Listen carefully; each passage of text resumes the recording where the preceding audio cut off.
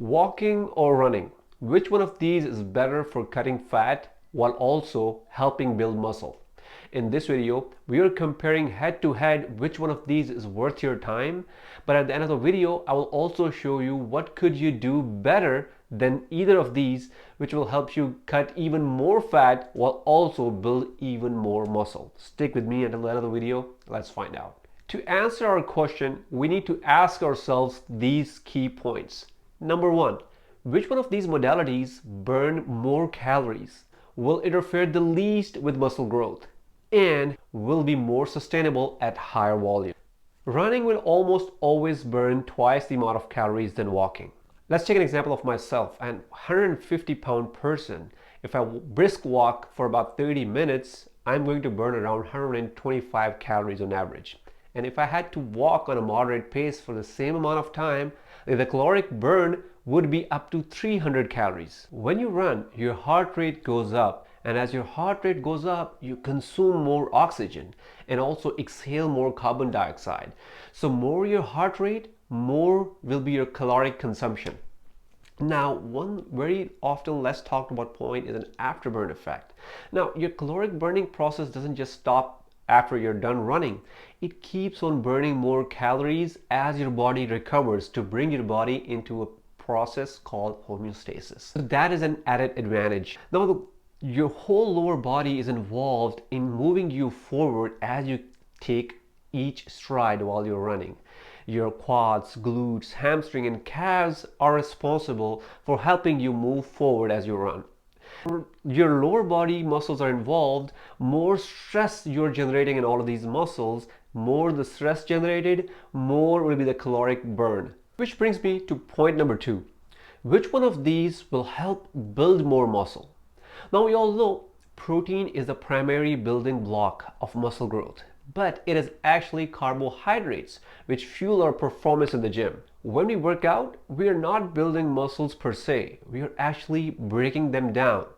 And in fact, when we go back home, eat nice food and go back to sleep, that's when we create muscle protein synthesis, which in simple term means now your body is shuttling all the nutrients to your body and different tissues of your body to help it grow more and recover. So in order to keep making gains in the gym, we need to make sure that we have sufficient glycogen stores in our body, but also our muscle protein synthesis is always greater than the muscle protein breakdown. When you run, your body first taps onto the carbohydrate source for energy.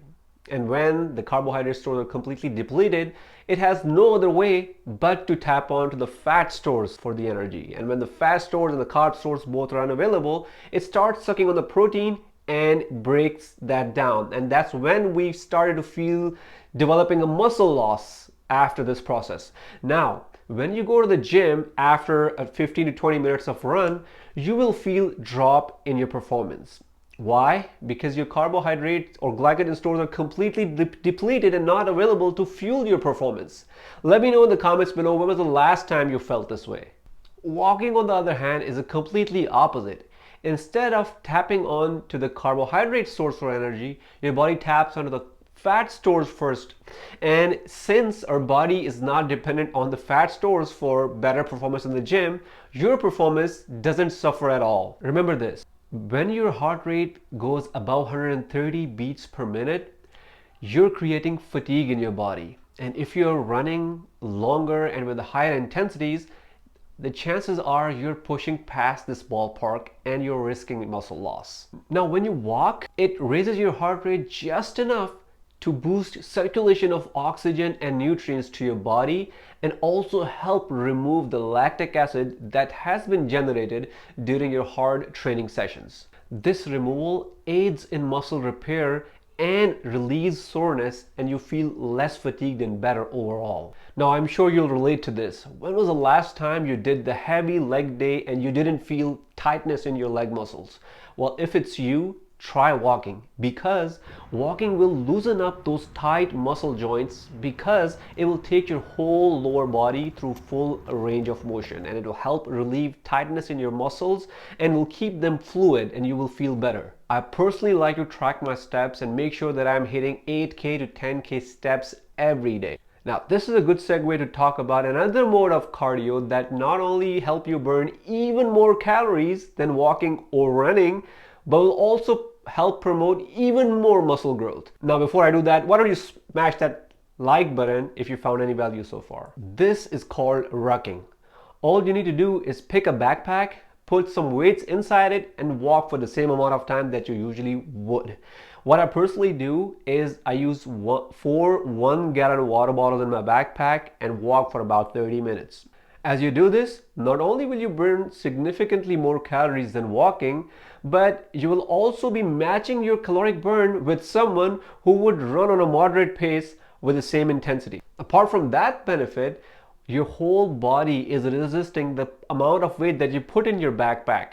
And so your upper traps, your mid back, your lower back, your whole body is involved. And as it resists the weights, it will help promote muscle growth. Not only that, you can do progressive overload, but by over time adding more weights and increase your muscle mass. You don't even compromise your joints as you do while you run. You don't have to do it for a long period of time as in case of walking. If you want to do more, just put in more weights and you're good to go. Walking is almost always sustainable for everyone. You don't need a gym to walk. People of any age group can walk. And for running, it's not sustainable for long term, and it's not for everyone because it leads to joint issues if you do it over a long period of time and without any supervision. Finally, if you're someone who wants to burn as many calories as you want in the shortest amount of time, running is the best option. And if you're someone who just wants some cardiovascular health benefits but also want to burn moderate amount of calories and you're watching your weight, then walking is the king. And if you're an optimizer and you want to cut fat as much as possible and also you want to promote muscle growth even more, then rucking is your go-to option. If you want to check out how to burn fat without doing any exercise at all, check out this video on the screen and I'll see you in the next one.